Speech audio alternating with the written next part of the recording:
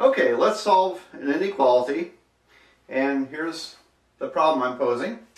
Solve 2x minus 3 is less than 4x plus 5. Alright, so the process of solving is almost identical to solving ordinary linear equations. And I'm going to isolate the x's from the constants, and if necessary, divide by a number to finish solving. Alright, so in looking at this, I'm going to subtract 4x from both sides as my choice of where to start.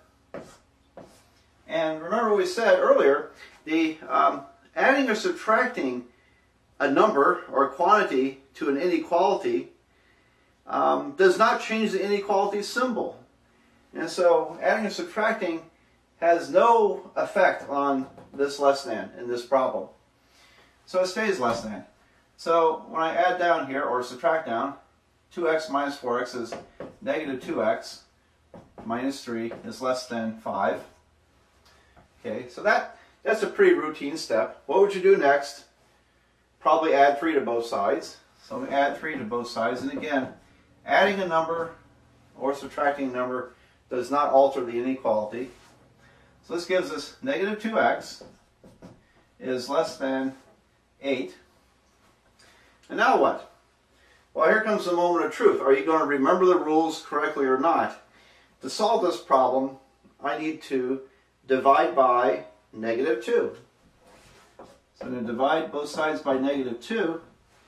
And dividing by negative is one of those 3 rules in which we have to switch the inequality symbol.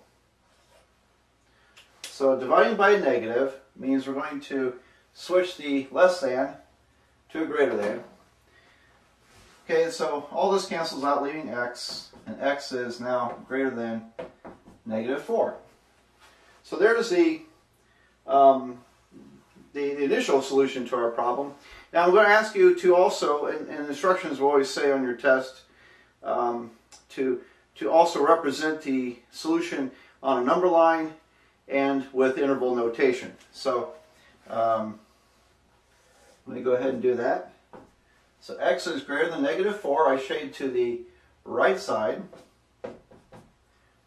And I use what, open circle or closed circle? Open circle, because we're not including the equal. So shade to the right. And make sure you shade dark enough so I can tell that you really have shaded. And please make your circle large enough that I can tell, or if you prefer to use the parentheses and brackets, make sure I can tell the difference, which is which. Alright, because communication is very important. And then interval notation, x belongs to the interval going from parentheses negative 4, comma, infinity. So again, we're going to use the parentheses next to negative 4 because it's not equal to negative 4 there. And we always use a parentheses next to infinity. So solve the problem, graphed it, wrote it in interval notation, and that's done. Now let's let me redo this problem quickly and a little bit differently. So here's an alternative if you like this, and I'm going to leave this down here though because we want to make sure we get this when we get done. So let me erase up here, and I'll keep the number line stuff below. Alright, suppose I wanted to keep my x's positive.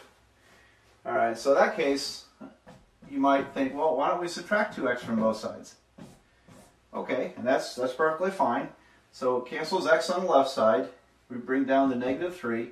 That's less than 2x plus 5. Now I'm going to subtract 5 from both sides. And to isolate the x, so I have negative 8 is less than 2x. And now I'm going to divide by 2 to solve for x, to finish solving. And so we end up with negative 4 is less than x. Now this time when I divided, I didn't change the inequality. Why is that? Because I was dividing by a positive number. Dividing by a positive does not alter the inequality. It's only multiplying or dividing by a negative. So here we are. Negative 4 is less than x. It's less than. Don't I shade to the left? No. No. I'm afraid some of you may make that mistake, but I hope not. But students do this. And so, again, it's dangerous to, unless you're experienced, well experienced as, it's dangerous to graph from this situation. So, you want to try to end up with x on the left. Even here is okay. We can always switch sides. X is greater than negative 4. So swapping sides reverses the inequality. And now I'm down to x is greater than negative 4, and everything I had from before follows. So that's just a different way of looking at this problem. So in solving these, sometimes you'll need to switch the inequality, sometimes you won't need to. It all depends upon those three rules. Are you multiplying or dividing by a negative? That's two rules. Or are you switching the sides totally around? And that's the only circumstance in which you change the inequality. So, okay, I'm going to work one more problem. And let me erase this stuff. I'll put it up. That was fast, wasn't it?